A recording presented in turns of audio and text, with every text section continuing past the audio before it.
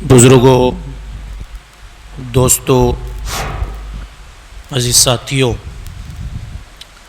السلام علیکم ورحمۃ اللہ وبرکاتہ۔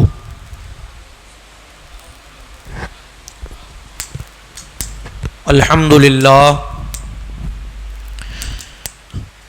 للہ رب العالمین والعاقبۃ للمتقین والصلاة والسلام علی سید الانبیاء والمرسلین اما بعد فاعوذ باللہ من الشیطان الرجیم بسم اللہ الرحمن الرحیم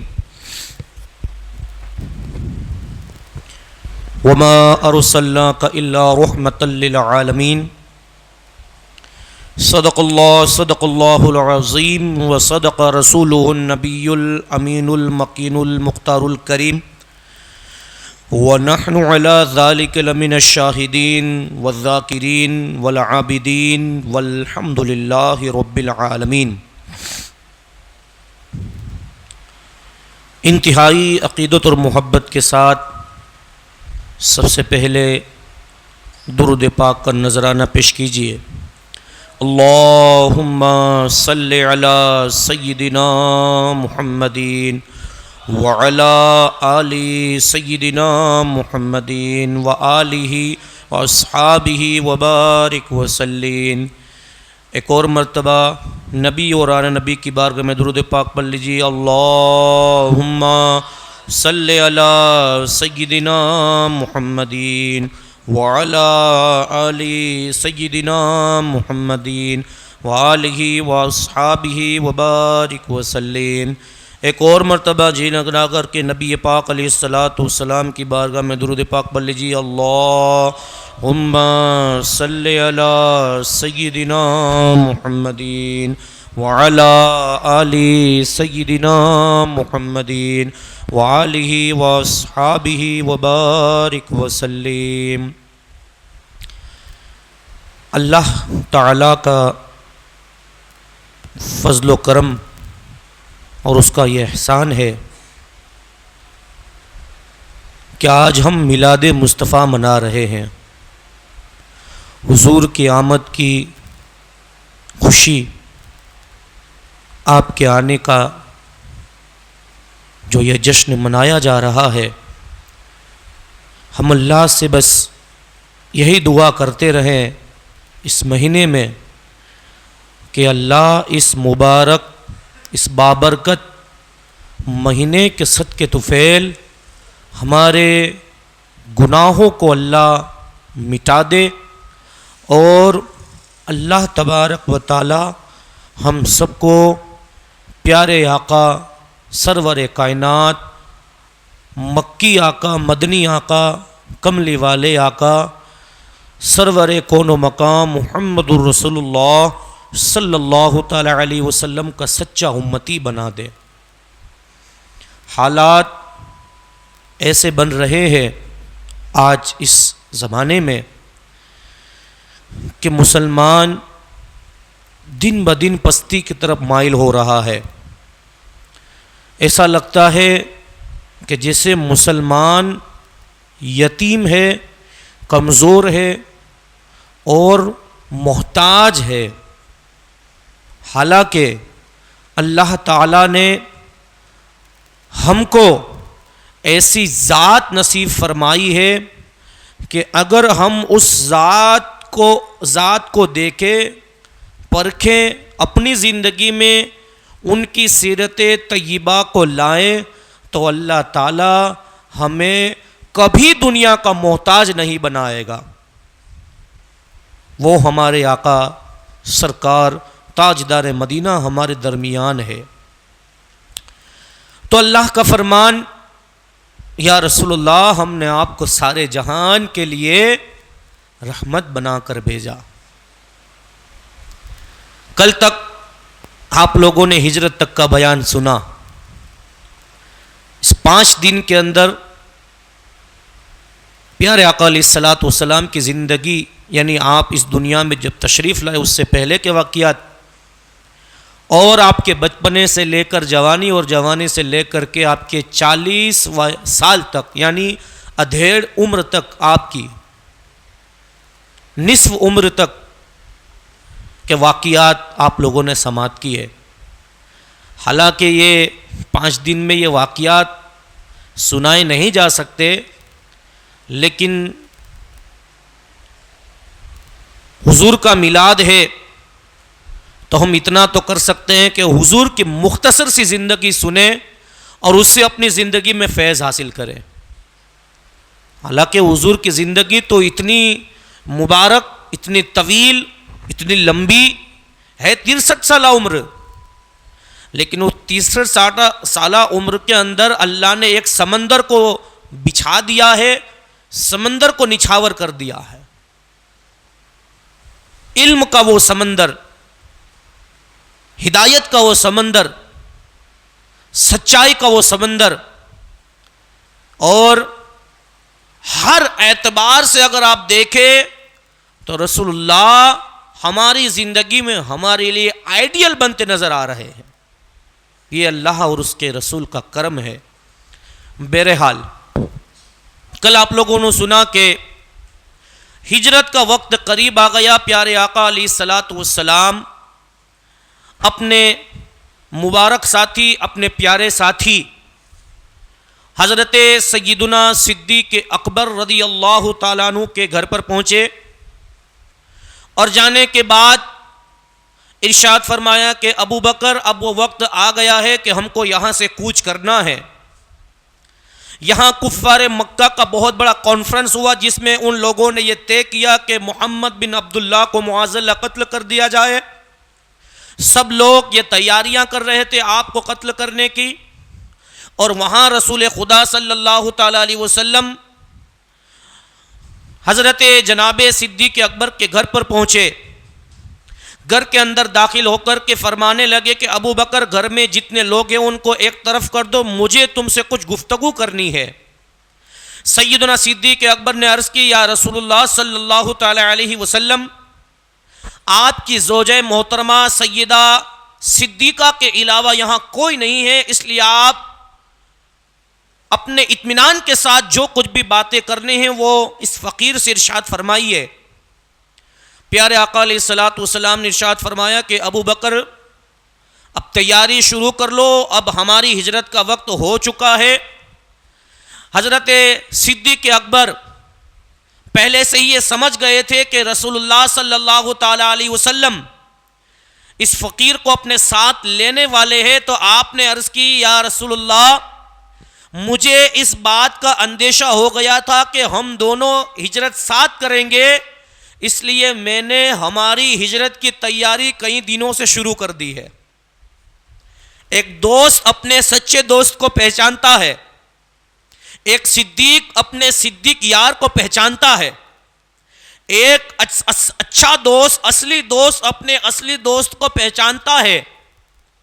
آپ کا دوست اگر بیمار ہو تو آپ کو خبر پڑ جانی چاہیے کہ وہ بیمار ہے.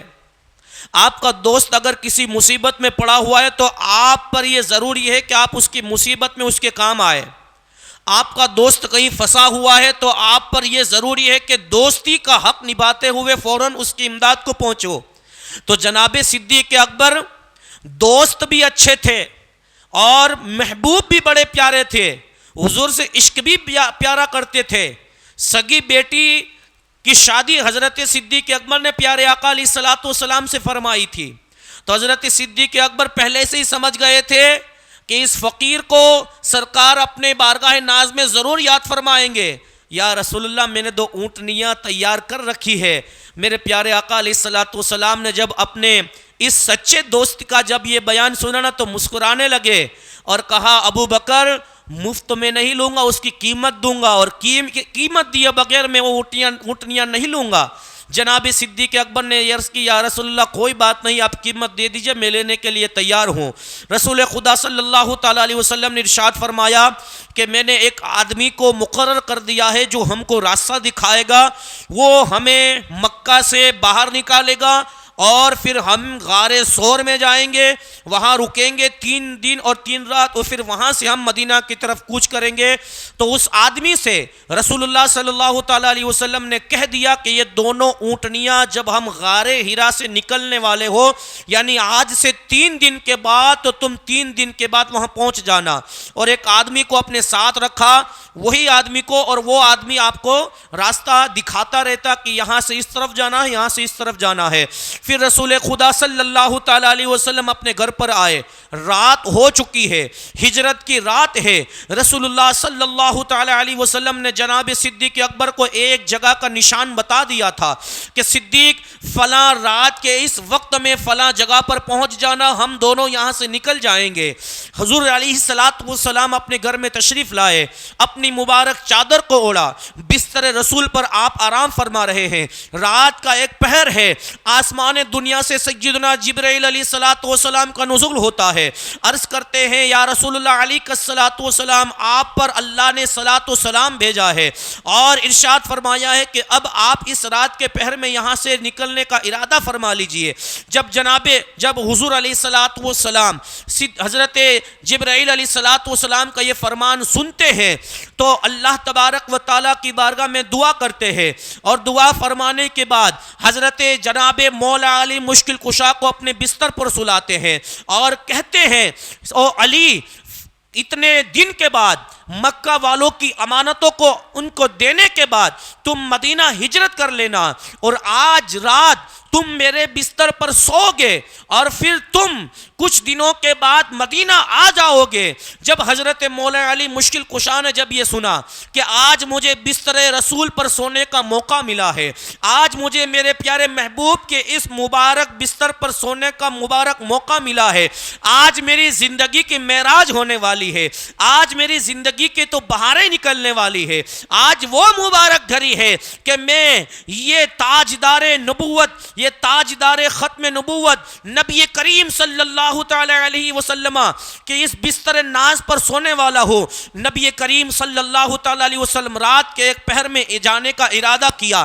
کفار مکہ جو کہ آپ کو قتل کرنے کے نیت سے نکلے تھے، پورے آپ کے گھر کا گھراؤ کر لیا، چاروں طرف سے کھڑے ہو گئے، اور اللہ کا یہ پیغام آیا یا رسول اللہ صلی اللہ تعالی علیہ وسلم اپنے ہاتھ میں اپنی مٹھی کے اندر کچھ مٹی اٹھائیے اور اس پر سورہ یاسین کی کچھ آیتوں کی تلاوت فرمائیے اور اس کو کفار مکہ پر ڈال دیجئے۔ پیارے آقا علیہ السلام نے جب اپنے دروازے کو کھولا، ہاتھ میں مٹی ہے اور مٹی پر حضرت حضور نبی کریم صلی اللہ تعالی علیہ وسلم نے یاسین پاک کی کچھ آیتوں کی تلاوت فرمائے اور اس پر پھونک مارنے کے بعد ڈال دیا کفار مکہ پر۔ جتنے کفار مکہ تھے ان پر ایک غشی طاری ہو گئی، ایک تاریکی طاری ہو گئی اور ایک اندھیرا چھا گیا، سب کے سب نابینا ہو گئے، سب کے سب اندھے ہو گئے، کسی کو کچھ نہیں دکھ رہا تھا، بس ایک مٹی ڈالنی تھی۔ رسول اللہ صلی اللہ تعالی علیہ وسلم وہاں سے آپ نے ہجرت فرمائی اور مکہ شہر کے اندر مسجد حرام کے سامنے جہاں حضرت سیدنا صدیق اکبر کھڑے تھے وہاں پہنچے، اور پہنچنے کے بعد جس جگہ پر آپ صلی اللہ تعالی علیہ وسلم کھڑے تھے وہاں سے کعبہ کو دیکھنے لگے، اور کعبہ کو دیکھنے کے بعد وہ آنکھوں میں آنسو آ گئے۔ پیارے آقا علیہ السلام نے یہ جملے ارشاد فرمائے، او کعبہ، او مکرم کعبہ، میں تجھے چھوڑنا نہیں چاہتا، میری تو یہی مرضی ہے کہ میں جیوں بھی یہیں اور مروں بھی یہیں، میری قبر بھی یہیں بنے، میرا مسکن بھی یہی بنے، لیکن یہ مکہ والے مجھے یہاں رہنے نہیں دیتے، یہ مجھے یہاں سکون سے زندگی بسر نہیں کرنے دیتے۔ ہاں ان قریب میں تیرے پاس آؤں گا، ان قریب میں تیرے پاس آؤں گا اور اس فاتحانہ شان کے ساتھ آؤں گا کہ میرے ساتھ میرے صحابہ کی جماعت ہوگی، ہم کلمہ پڑھ کے تیرے سامنے آئیں گے اور تیرے سامنے ہم اللہ کو سجدہ کریں گے، اللہ کی عبادت کریں گے اور اس فاتحانہ شان کے ساتھ داخل ہوں گے کہ پھر پورے مکہ میں اگر نام لیا جائے گا تو محمد عربی کا نام لیا جائے گا، ہم اس شان سے داخل ہوں گے۔ میں نہیں جانا چاہتا، لیکن میری یہ حالت اور میری یہ مجبوری کہ میں تجھ سے رخصت ہونا چاہتا ہوں. کعبہ کا دیدار کر کے رخصت ہوئے. حضرت سیدنا صدیق اکبر نے دیکھا کہ آپ چلتے چلتے چلتے ہجرت کا راستہ ہے جو عام طور پر مدینہ جانے کا جو راستہ تھا اس پر نہیں چلے، کیونکہ آپ کو خطرہ تھا کہ اگر اس راستے پر جائیں گے تو مکہ والے فوراً ہماری طرف آئیں گے کہ وہ پکڑ لیں گے. تو آپ نے دوسرا راستہ اختیار کیا اور حضور صلی اللہ تعالی علیہ وسلم کے اس سفر میں آپ کے قدم مبارک کے اندر زخم ہونے لگے، خون نکلنے لگا. حضرت صدیق اکبر نے دیکھا کہ پیارے آقا علیہ الصلوۃ والسلام کے قدم مبارک زخمی ہو گئے ہیں. عرض کی یا رسول اللہ، اگر ہم دونوں چلیں گے تو کفار مکہ سمجھ جائیں گے کہ دو لوگ یہاں سے گئے ہیں، اس لیے آپ میرے کندھے پر سوار ہو جائیے. تو حضور علیہ الصلوۃ والسلام کی بارگاہ ناز میں جب صدیق اکبر نے یہ عرض کیا تو رسول اللہ حضرت جناب صدیق اکبر کے کندھے پر سوار ہو گئے. کیا مبارک صدیق اکبر کی قسمت ہے، کیا ناز ہے، اور کیا حکمتیں اور کیا عظمتیں اور کیا رفعتیں اللہ نے ان کو نصیب فرمائی ہے کہ رسول اللہ ان سے اتنی محبت کرتے ہیں اور یہ رسول اللہ سے اتنی محبت کرتے ہیں.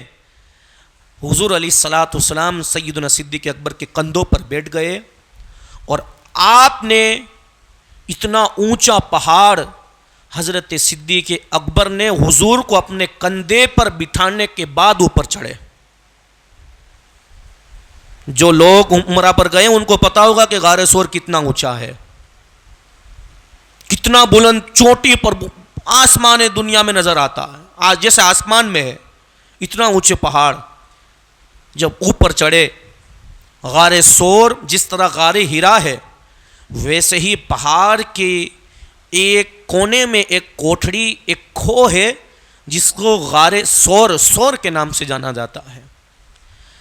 پیچھے سے مکہ والے آپ کو پکڑنے کے لیے جب ان لوگوں کو ہوش آیا، آنکھوں کے اندر کچھ دیکھنے کی بصارت ملی تو سب دیکھ رہے ہیں کہ ہوا میں دھول اڑ رہی ہے اور ایک دوسرے کو سب دھول اڑا رہے ہیں. جب اندر جا کر کے دیکھا اور چادر ہٹائی تو پتا چلا کہ محمد کی جگہ پر علی سوئے ہوئے ہیں. تو حضرت مولا علی کو جگایا، کہا محمد کہاں ہے؟ کہا وہ تو ہجرت کر گئے. فوراً وہاں سے باہر نکلے اور حضرت علی اس جگہ پر اس مرتبہ آپ فرماتے ہیں کہ جب میں رسول اللہ صلی اللہ تعالی علیہ وسلم کے بستر پر سویا تو ایسا لگا کہ میں نے اپنی زندگی کی تمام کامرانیوں کو حاصل کر لیا، میں نے اپنی تمام زندگی کی بلندیوں کو حاصل کر لیا. اور آپ فرماتے ہیں کہ وہ جب میرے رسول کریم نے ارشاد فرمایا کہ اے علی تم سب مکہ والوں کا سامان ان کو سونپنے کے بعد، سب کی امانتیں واپس کرنے کے بعد واپس مدینہ آنا، تو میں بے فکر سو گیا، مجھے کفار مکہ کا کوئی خوف نہیں ہوا، اس لیے کہ میرا یہ ایمان تھا کہ میں سوؤں گا تو انشاءاللہ صبح اٹھ جاؤں گا میں، یہ ایمان تھا. میرے رسول نے فرما دیا ہے تو مجھے آج کی رات تو موت نہیں آ سکتی.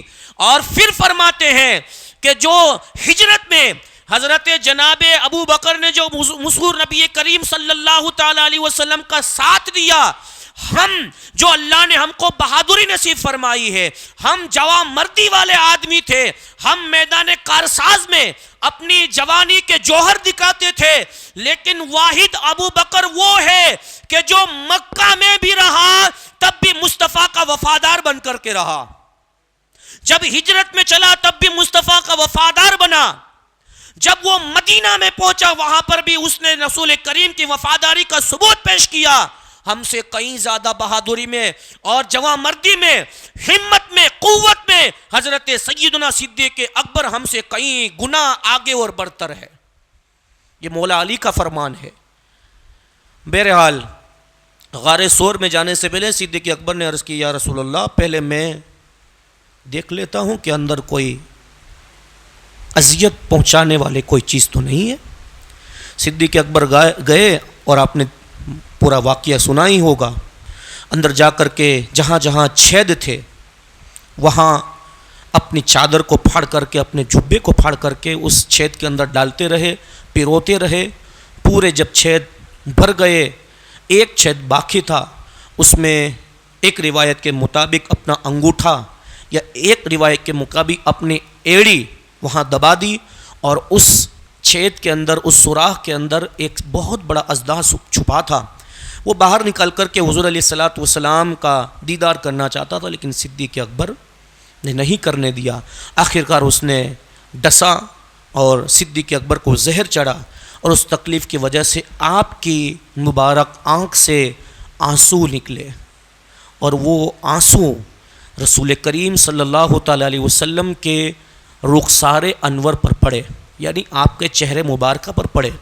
کیونکہ حضور صلی اللہ تعالیٰ علیہ وسلم غار کے اندر جب داخل ہوئے، صدیق اکبر نے کہا یا رسول اللہ آپ تشریف لائیے. حضور صلی اللہ تعالیٰ علیہ وسلم نے اپنا مبارک سر حضرت صدیق اکبر کی گود میں رکھا، آرام فرمایا.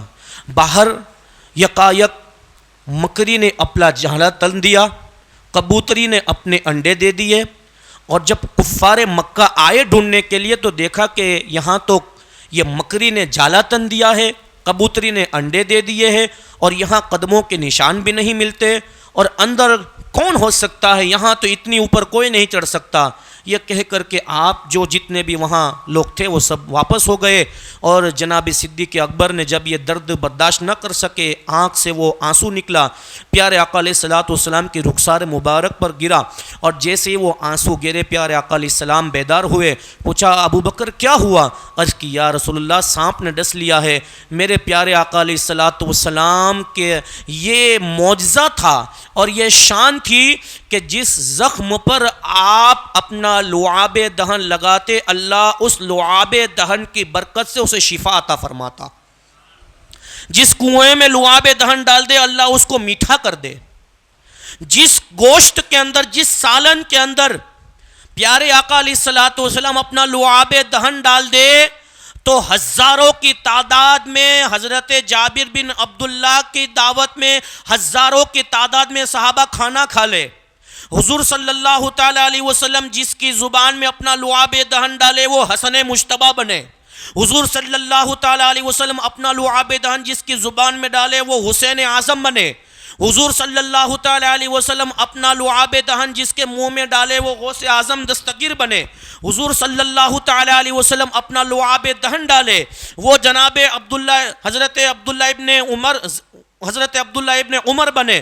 حضور صلی اللہ تعالیٰ علیہ وسلم اپنا لعاب دہن ڈالے وہ حضرت عبداللہ ابن زبیر بنے اور دیگر صحابہ کرام بنے. یہ وہ حضور صلی اللہ تعالیٰ علیہ وسلم کا لعاب دہن، آپ کا تھوک مبارک تھا. اس کا معجزہ یہ تھا کہ یہ تھوک جو بالکل چھوٹی چیز ہوتی ہے دکھنے میں، اگر وہ کنویں میں گر جائے اللہ تعالیٰ کھارے کنویں کو بھی دودھ سے زیادہ اور شہد سے زیادہ میٹھا فرما دیا کرتا تھا.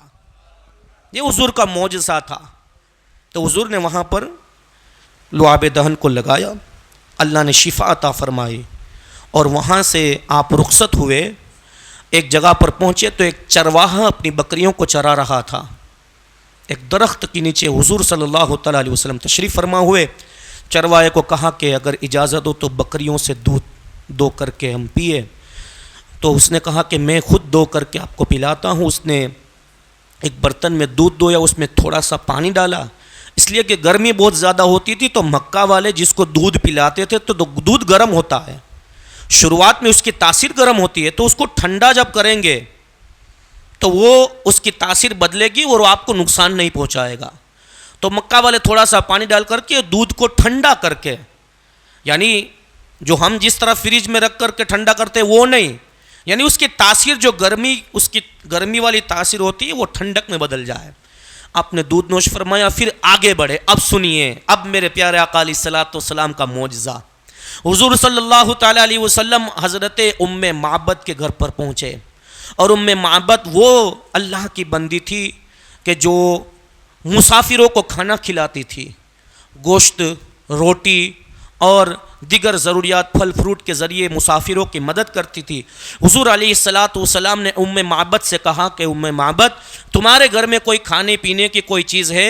ام معبد نے کہا کہ میرے یہاں تو کوئی کھانے پینے کی چیز نہیں ہے، میں آپ کو کیا کھلا سکتی ہوں؟ اگر میرے پاس کوئی چیز ہوتی تو میں آپ کی مہمان نوازی ضرور کرتی۔ وہ بوڑھی عورت تھی، بڑی عقل والی، سمجھ والی، زبان والی اور بڑی فہم رکھنے والی، اور ظاہر میں تو بوڑھی تھی لیکن ان کی نگاہیں بڑی مضبوط تھی۔ وہ جس آدمی کو دیکھتی تھی اچھی طرح سے پہچان لیتی تھی کہ یہ بندہ کیسا ہے، اس کی خصلت کیسی ہے، اس کی عادت کیسی ہے، یہ بندہ اچھا ہے یہ برا ہے، وہ دیکھ کر کے سمجھ جاتی تھی کہ یہ آدمی کیسا ہے۔ پیارے آقا علیہ الصلوۃ والسلام نے ارشاد فرمایا، ام معبد تیرے گھر کے اندر کونے میں ایک بکری بندھی ہوئی ہے، یہ اپنے ریوڑوں کے ساتھ چڑھنے کیوں نہیں گئی ہے؟ کیا میں اگر تو اجازت دے تو میں اس کا دودھ نکال سکتا ہوں؟ جب اس بکری کو ام معبد نے حضور علیہ الصلوۃ والسلام کے فرمان کے مطابق دیکھا تو عرض کرنے لگی کہ او شخص جو آنے والے مسافر، یہ بکری تم دیکھ تو رہے ہو، اس کی حالت ایسی ہے کہ اس میں دودھ نہیں ہے، یہ دودھ نہیں دے سکتی، اس کے اندر ہڈیاں بھی بالکل مصیبت سے بچی ہوئی ہے، مشکل سے تو ہڈیاں بچی ہوئی ہے، تم کیسے اس کے اندر سے دودھ نکالو گے؟ پیارے آقا علیہ الصلوۃ والسلام نے کہا، تم اجازت دو، دودھ نکالنا میرے رب کا کام ہے، تم اجازت تو دو۔ ام معبد نے کہا تو دو لو۔ حضور تشریف لے گئے اور ام معبد کی بکری کے دونوں پیر کو آپس میں جوڑ دیا اور دونوں پیروں کے اوپر آپ نے ہاتھ پھیرا اور اس کے تھنوں کے اوپر آپ نے ہاتھ لگایا اور کہا، اللہ تیرے نام سے شروع کرتا ہوں، تو اس بکری کے اندر برکت ڈال دے، ام معبد کے پورے قبیلے میں برکت ڈال دے، اور جب تک یہ بکری زندہ رہے اس کی نسلوں میں برکت ڈال دے اور اس کے دودھ کے اندر برکت ڈال دے۔ بسم اللہ الرحمن الرحیم کہہ کر ہمارے آقا نے ان تھنوں کو، بکری کے تھنوں کو ہاتھ لگایا، اور جب وہ بسم اللہ بول کر کے جب وہ پیارے آقا علیہ الصلوۃ والسلام نے دوہا تو وہ جب دودھ نکلا تو پیارے آقا علیہ الصلوۃ والسلام نے ارشاد فرمایا، ام معبد اپنے برتن کو لاؤ۔ حضرت ام معبد اپنے برتنوں کو لاتی اور حضور کے پاس دیتی جاتی، ایک برتن دیا بھر گیا، دوسرا برتن دیا بھر گیا، تیسرا برتن دیا بھر گیا، گھر کے اندر جتنے برتن تھے اس بیچاری جو غریب بکری تھی اور ایسی مفلس اور ایسی غریب اور ایسی لاچار اور ایسی کمزور کے مشکل سے ہڈیاں بچی ہوئی تھی، وہ بکری پیارے آقا علیہ الصلوۃ والسلام کے مبارک ہاتھوں کی برکت سے اتنا دودھ دونے لگی کہ پورے گھر کے برتن بھر گئے۔ حضرت ام معبد نے دودھ پیا، پیارے آقا نے دودھ پیا، جناب صدیق اکبر نے دودھ پیا، اور دودھ پینے کے بعد پیارے آقا علیہ الصلوۃ والسلام نے آپ نے وہاں پر وضو کیا، اور وضو کرنے کے بعد وہ جو بچا ہوا پانی تھا وہ صدیق اکبر نے ام معبد کے گھر کے پاس ایک درخت لگا ہوا تھا جو بالکل ہی چھوٹا، بالکل ہی کمزور تھا، اس درخت کے اندر پانی ڈال دیا۔ اللہ نے پیارے آقا علیہ الصلوۃ والسلام کے اس بچے ہوئے پانی کی یہ برکت نصیب فرمائی کہ یہ جو چھوٹا درخت تھا وہ بڑا ہوتے گیا اور اس کے اندر ایسے پھل آتے گئے کہ مسافر اس پھلوں کو کھاتے، جو بیمار ہوتا ان کو اللہ شفا عطا فرماتا، جو بیمار ہوتا ان کو شفا مل جاتی تھی، اور جو جس مقصد سے اس پھل کو کھاتا اللہ اس کے مقصد میں ان کو کامیابی عطا فرماتا تھا۔ رسول کریم صلی اللہ تعالی علیہ وسلم نے جو اپنا وضو کا پانی بچایا ہوا تھا صدیق اکبر نے وہاں ڈال دیے، وہاں سے وہ درخت نکلا، وہ درخت کربلا کے مارکے تک رہا۔ جب کربلا کے میدان میں امام عرش مقام کو شہید کر دیا گیا تب اس کے بعد وہ درخت دھیمے دھیمے ختم ہونے لگا، پھر وہ بالکل ختم ہو گیا، پھر اس کے اندر کانٹے بچے صرف۔ پھر رسول کریم صلی اللہ تعالی علیہ وسلم آگے بڑھے، اور آگے بڑھنے کے بعد رسول اللہ صلی اللہ تعالی علیہ وسلم نے آگے بڑھنے کے بعد جب وہاں سے نکلنے کا ارادہ کیا، پیچھے سے سراقہ آیا جو مکہ کا بہت بڑا بہادر تھا۔ سراقہ آنے کے بعد رسول کریم صلی اللہ تعالی علیہ وسلم کو پکڑنے کا ارادہ کرتا ہے۔ جب رسول کریم صلی اللہ تعالی علیہ وسلم کو پکڑنے کا ارادہ کرتا ہے تو اس کے گھوڑے کا جو قدم تھا وہ زمین میں دھس جاتا ہے اور وہ کہتا ہے، ہائے مجھے کوئی بچاؤ، ہائے مجھے کوئی بچاؤ۔ رسول کریم صلی اللہ تعالی علیہ وسلم نے ارشاد فرمایا، اور سراقہ تم امن والے بن جاؤ، تم اسلام والے بن جاؤ، تم امن کے ساتھ رہنے لگو، تم سچائی کے ساتھ رہنے لگو، مجھے پکڑ کر کے تم کو کوئی فائدہ ملنے والا نہیں ہے۔ سراقہ نے نیت کو بدل لیا اور اس جیسے ہی نیت کو بدلا اس کے گھوڑے کے قدم باہر نکلے، پھر واپس نیت بدلی اور حضور علیہ الصلوۃ والسلام کو پکڑنے کی نیت سے آگے بڑھا، پھر واپس قدم زمین میں گر گئے۔ آخر میں 3 مرتبہ ایسا ہونے کے بعد سراقہ نے کہا یا رسول اللہ میں سمجھ گیا کہ آپ سچے نبی ہے، آپ مبارک نبی ہے۔ پھر حضرت سراقہ بعد میں کلمہ پڑھا، اسلام لائے، اور پھر وہاں سے آپ پیچھے ہٹ گئے اور رسول اللہ صلی اللہ تعالی علیہ وسلم اپنی شایان شان مکہ کے اندر، مکہ سے کچھ میل کی دوری پر مقام قباء میں آپ نے حضرت کلثوم بن ہدم کے گھر میں قیام فرمایا، اور وہاں سب سے پہلے آپ نے مسجد قباء بنوائی، مسجد قباء جو آج بھی واقع ہے، اور وہاں جتنے بھی قبیلے تھے ان قبیلوں کے درمیان آپ نے تبلیغ فرمائی، اور عزیزان ملت اسلامیہ جو بکری حضور علیہ الصلوۃ والسلام نے معبد کے گھر میں جس میں سے آپ نے دودھ نکالا تھا، اس کے اندر اللہ نے یہ برکت نصیب فرمائی کہ وہ حضور صلی اللہ تعالی علیہ وسلم کے بعد سن ہجری 18 تک زندہ رہی، 18 سال بکری زندہ رہی۔ اور لکھنے والوں نے، مفسرین کرام نے یہاں تک لکھا کہ جب سے حضور نے اس کا دودھ دویا تب سے لے کر کے اپنی آخری عمر تک وہ مکمل دودھ دیتی رہی، مکمل۔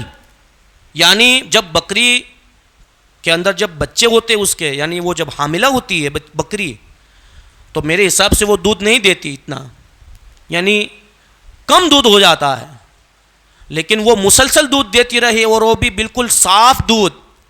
جب حضرت عمر فاروق اعظم کے دور میں جب آپ خلیفہ تھے، جب ان کے دور میں مدینہ کے اندر پورے مدینہ میں قحط سالی پڑی، تو بڑی بڑی اونٹنیوں کے تھنوں سے دودھ ختم ہو گیا، انسانوں کے حلق سوکھنے لگے، لیکن مصطفیٰ کا معجزہ دیکھیے کہ اس دور میں بھی، اس قحط سالی میں بھی وہ بکری دودھ دے رہی تھی، وہ بکری دودھ دے رہی تھی۔ اور یہ اللہ کے رسول کا معجزہ دیکھیے کہ اس ایک بکری سے پورا مدینہ دودھ پیا کرتا تھا، پورے مدینہ کے لوگ اس بکری کا دودھ پیتے تھے۔ ارے جب رسول اللہ صلی اللہ تعالی علیہ وسلم اپنا ہاتھ جس بکری میں لگا دے، اس کی برکت یہ ہے کہ اپنی تا زندگی اس کے اندر برکت ہی برکت ہو جائے، تو پھر ذرا سوچئے کہ ان شہزادوں کا، ان رسول کریم صلی اللہ تعالی علیہ وسلم کے شہزادوں کا، آپ کی آل کا عالم کیا ہوگا کہ جن کے لیے رسول کریم نے ارشاد فرمایا کہ میری آل مجھ سے ہے اور میں میری آل سے ہوں، یعنی حسن حسین مجھ سے ہے اور میں حسن حسین سے ہوں، فاطمہ مجھ سے ہے، میرے جگر کا ٹکڑا میرے جسم کا ٹکڑا ہے، اور فاطمہ میری لخت جگر ہے، تو ان کی شان کا عالم کیا ہوگا۔ یہاں صرف رسول کریم نے ہاتھ لگایا ہے اور یہاں حسن حسین کو اپنا لعاب دہن پلایا ہے۔ تو آپ ذرا سوچئے تو صحیح کہ ان سادات کرام کی عظمتوں کا عالم کیا ہوگا، ان کی برکتوں کا عالم کیا ہوگا۔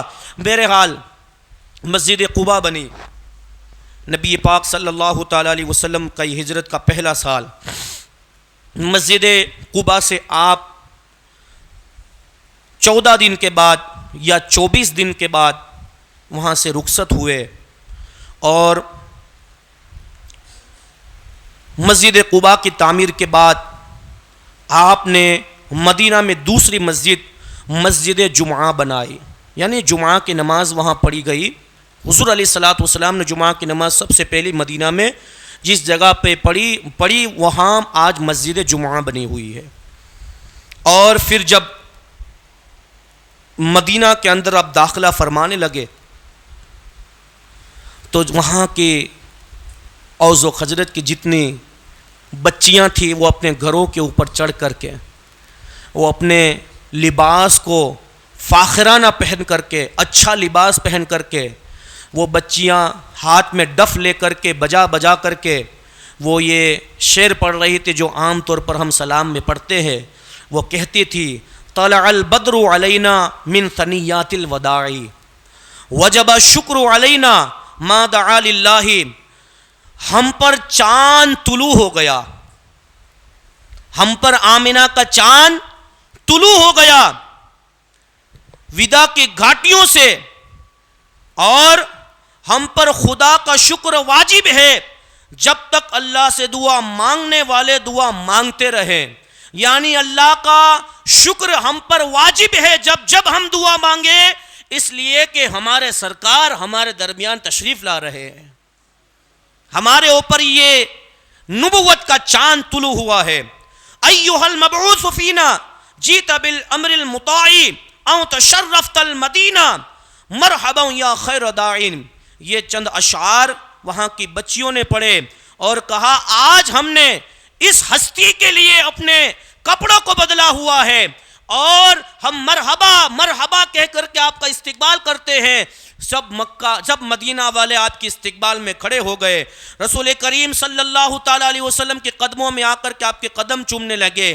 اور یہاں پر جب آپ علیہ الصلوۃ والسلام پہنچے تو ہر کوئی کہتا تھا یا رسول اللہ آپ ہمارے گھر پر چلیے، ہمارے مہمان بنیے. انصار کہتے تھے یا رسول اللہ آپ ہمارے گھر پر چلیے، ہم آپ کی مہمان نوازی کریں گے. کبھی کوئی دامن پکڑتا، کبھی کوئی دامن پکڑتا. پیارے آقا علیہ الصلوۃ والسلام نے ارشاد فرمایا آپ سب کی محبتوں کو میں قبول کرتا ہوں، لیکن میری اونٹنی جس کے گھر پر کھڑی رہے گی میری جگہ وہیں بنے گی. تو رسول اللہ صلی اللہ تعالیٰ علیہ وسلم کی اونٹنی، جس کو آج اکثر لوگ کہتے ہیں قصوا، لکھتے ہیں نا اپنی گاڑیوں کے اوپر قصوا، طرح طرح کی نسبت اپنے گاڑیوں میں اپنے گھروں میں لکھتے ہیں. تو وہ آپ کی اونٹنی حضرت ابو ایوب انصاری رضی اللہ تعالیٰ عنہ کے گھر کے پاس جا کر کے کھڑی رہی. حضور نے ارشاد فرمایا کہ ابو ایوب انصاری میرے سامان کو لو اور اپنے گھر میں داخل کرو. حضرت ابو ایوب انصاری نے عرض کی یا رسول اللہ صلی اللہ تعالیٰ علیہ وسلم آپ ارشاد فرمائیے کہ آپ کہاں تشریف فرما ہوں گے. میں یہ ارادہ رکھتا ہوں کہ آپ اوپر کے منزلے پر رہیں، کیونکہ وہ 2 منزلہ کا گھر تھا، اوپر آپ تشریف فرما ہو. نبی پاک صلی اللہ تعالیٰ علیہ وسلم نے ارشاد فرمایا کہ نہیں ابو ایوب، میں اوپر نہیں رہوں گا، میں نیچے رہوں گا، کیونکہ روز لوگوں کی آوک جاوک اور آنا جانا چلتا رہتا ہے اور لوگ آئیں گے جائیں گے، گروہ آئیں گے جائیں گے، آنا جانا ان کی چالو رہے گی. تو میں یہ ارادہ رکھتا ہوں کہ میں نیچے رہوں اور تم اوپر کے منزلے پر رہو. حضرت ابو ایوب انصاری روزانہ حضور علیہ الصلوۃ والسلام کی بارگاہ ناز میں کھانا پیش کرتے اور حضور کو کھانا تناول فرماتے. حضور علیہ الصلوۃ والسلام جب کھانا تناول فرما لیتے تو رسول کریم صلی اللہ تعالیٰ علیہ وسلم کے تناول فرمانے کے بعد حضرت ابو ایوب انصاری اور آپ کے اہلیہ اسی جگہ پر سے آپ کھانا تناول فرماتے جہاں حضور نے کھایا ہوتا. اس لیے کہ جہاں حضور کے لب مبارک لگے ہوں گے، انگلی مبارک لگی ہوگی، اگر ہم وہاں سے کھائیں گے تو اللہ تعالیٰ ہمارے گھر کو رحمتوں سے بھر دے گا.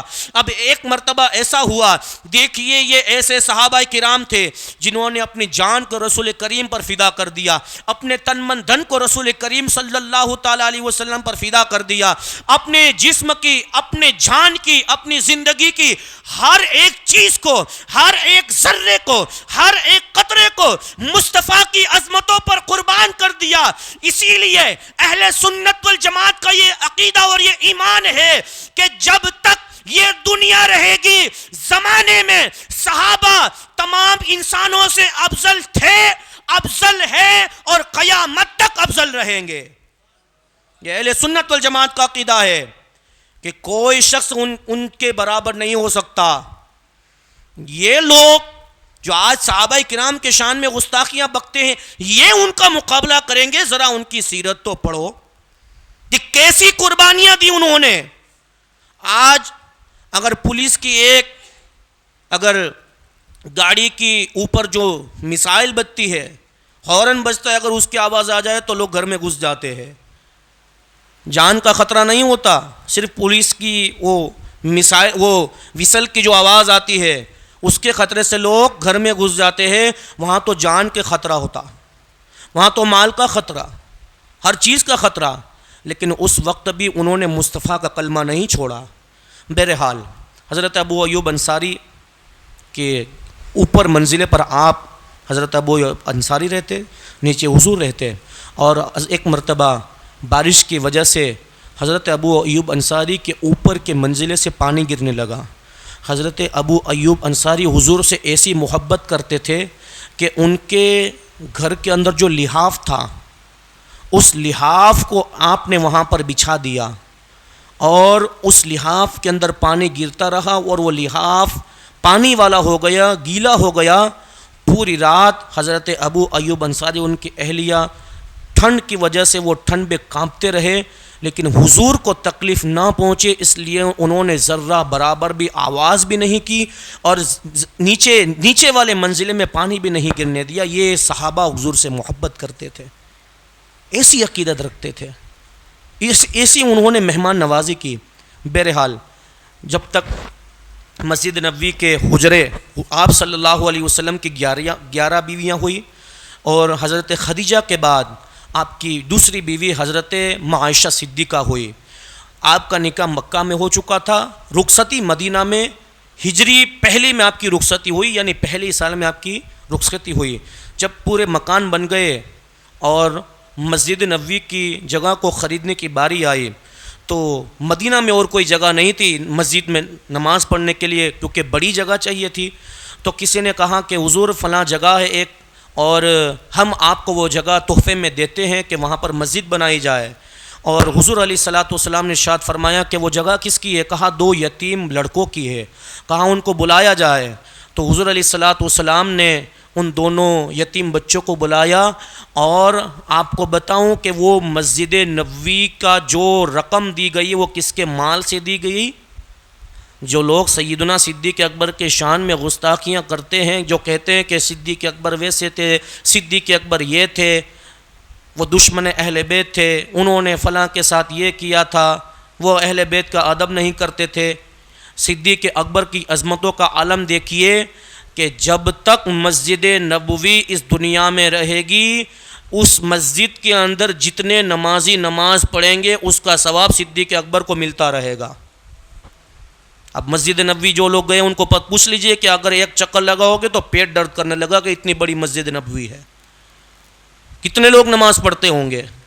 حضور نے دونوں یتیم بچوں کو بلایا، اور بلانے کے بعد حضرت صدیق اکبر کے مال سے رقم لی، پیسے لیے، اور دونوں یتیم بچوں کو دیے، اور کہا کہ ابو بکر کے مال سے، اس کی رقم سے میں مسجد نبوی خرید رہا ہوں، ابو بکر کے مال سے۔ یعنی کیا پتا چلا کہ حضرت ابو بکر کو وہاں جو لوگ بھی نماز پڑھتے رہیں اس کا ثواب ملتا رہا ہوگا۔ وہاں پر کچھ قبریں تھی، جو قبیلے بنو نجار کی وہ جگہ تھی، وہاں کچھ قبریں تھی، کچھ کھجوروں کے درخت تھے، اور کچھ ویران جگہ پڑی تھی۔ حضور نے ان قبروں کو ہٹا دیا، مسمار کر دیا، مشرکین کی قبریں تھی، اور وہاں پر آپ صلی اللہ تعالیٰ علیہ وسلم نے پہلی ہجری میں آپ نے مسجد بنوائی، اور اسی سال جو نماز کی رکعتیں اس میں اضافہ ہوا۔ پہلے 2 رکعتیں تھی فرض نماز کی، پھر 4 ہوئی، جیسے فجر میں 2، ظہر میں 4، عصر میں 4، مغرب میں 3، عشاء میں 4، تو یہ 2 رکعتیں بڑھتی رہی۔ پھر رسول کریم صلی اللہ تعالیٰ علیہ وسلم کے اہل و عیال کو آپ نے حکم دیا، وہ آئے جہاں جہاں تھے وہاں سے مدینہ میں تشریف فرما ہو گئے۔ جو حبشہ ہجرت کر گئے تھے جیسے کہ حضرت عثمان غنی، وہ بھی مدینہ میں آ گئے۔ پھر آخری بات، اور پھر انشاءاللہ تعالیٰ کل سے میں آگے کے بیان کروں گا، پھر اس کے بعد اذان کی شروعات ہوئی۔ وقت تو ہو چکا ہے، بس آخری بات، اذان کی شروعات ایسے ہوئی کہ نماز مسجد نبوی بن گئی، نماز بھی قائم ہو گئی۔ اب لوگوں کو بنانے کے لیے کچھ تو کرنا پڑے گا، تو حضور نے سب سے مشورہ طلب کیا کہ بھائی سب لوگ اپنا اپنا مشورہ دو کہ بھائی اب کیا کیا جائے، کیونکہ اس وقت اذان جو ہم اذان پڑھتے ہیں اللہ اکبر اللہ اکبر، یہ اذان اس وقت اس کا نزول نہیں ہوا تھا۔ تو حضور نے سب سے مشورہ طلب کیا، بھائی سب بتاؤ کیا کرنا ہے۔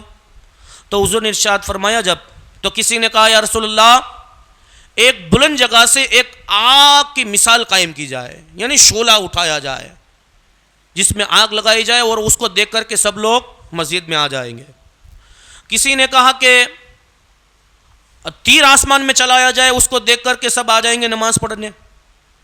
کسی نے کہا کہ ایک زوردار آواز کا کچھ ایسا دھماکہ کیا جائے، کوئی چیز جلائی جائے آگ کے ذریعے جس کی آواز سن کر کے سب لوگ آ جائے. سب نے اپنا اپنا مشورہ دیا. آخر میں حضرت عمر فاروق اعظم نے اپنا مشورہ دیا، یا رسول اللہ، ایک آدمی کو نماز کے وقت میں 5 وقت کے جو نماز ہے وہ آدمی پورے مدینہ میں گھوم جائے اور سب کو بتا دے نماز کا وقت ہو گیا، سب لوگ نماز پڑھنے آ جائے، تاکہ کوئی بے خبر نہ رہے، کسی کو علم نہ رہے کہ نماز کا وقت ہو گیا ہے. تو حضرت بلال نماز کے وقت مدینہ میں گھومتے، جس طرح آج ہمارا ایک سفیر گھومتا ہے سب میں بتانے کے لیے. حضرت بلال 5 وقت میں گھومتے کہ اذان کا وقت ہو گیا ہے. اذان یہ کچھ دنوں تک چلا. پھر عزیزان ملت اسلامیہ، ایک صحابی رسول صلی اللہ تعالی علیہ وسلم کو خواب کے اندر اذان کی آواز سنائی دی. جس طرح ہم اذان دیتے ہیں اس کی آواز سنائی دی. تو انہوں نے حضور کی بارگاہ میں وہ اذان سنائی کہ رسول اللہ، میں نے یہ خواب دیکھا ہے، اس طرح اذان میں کہہ رہا ہوں. تو حضرت عمر فاروق اعظم نے بھی وہی آواز سنی، کسی اور صحابی نے بھی اذان کی آواز سنی. تو رسول اللہ صلی اللہ تعالیٰ علیہ وسلم نے اس صحابی رسول سے کہا کہ تم بلال کو یہ اذان سکھا دو، اس لیے کہ بلال کی آواز تم سے بلند ہے، اور وہ آواز بلند ہے اس لیے وہ آواز لگائے گا تو اس کی آواز مدینہ میں زیادہ پھیلے گی، لوگ زیادہ کرائیں گے. اس طرح اذان کی شروعات ہوئی. مسجد نبوی کیا یہ جتنے بھی تمام لوگ تھے آس پاس میں وہ لوگ آنے لگے. آخری بات بیان کر دو، تقریر کو ختم کروں. اب سب لوگ مدینہ میں رہنے لگے، سب لوگ مدینہ میں آ گئے. اب انصار اور مہاجر تھے. تو مہاجر جو مکہ سے آئے تھے ان کے پاس تو کچھ نہیں تھا، مال دولت کچھ بھی نہیں تھی. انصار لوگ تھے. حضور نے سب کو ایک جگہ پر جمع کیا اور انصار سے کہا کہ دیکھو یہ مہاجر ہجرت کرنے والے تمہارے بھائی ہیں، تو تم ان کی مدد کرو. سب لوگوں نے اپنے اعتبار سے جی لگا کر کے سب میں مال صرف کیا.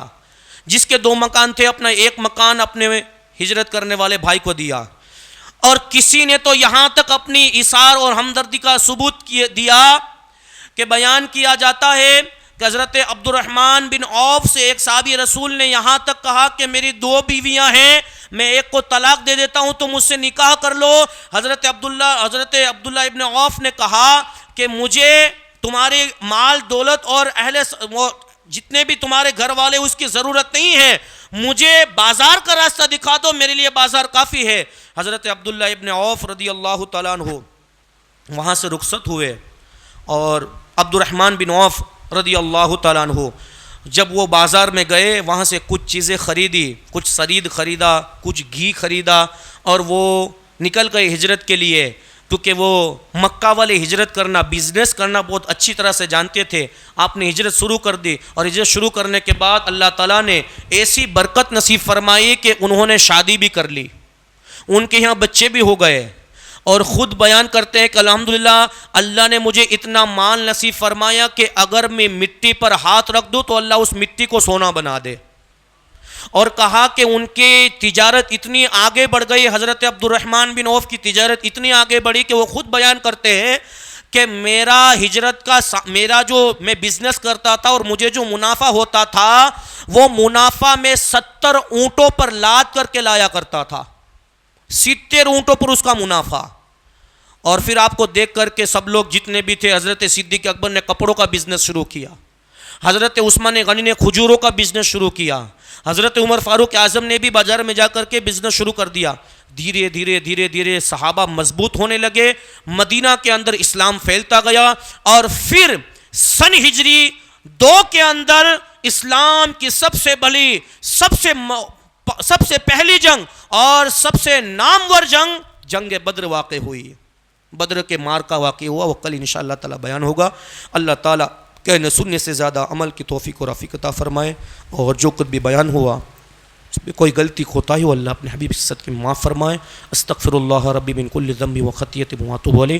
وآخر الدعوانا الحمد للہ رب العالمین. السلام علیکم. صلاۃ والسلام کے لیے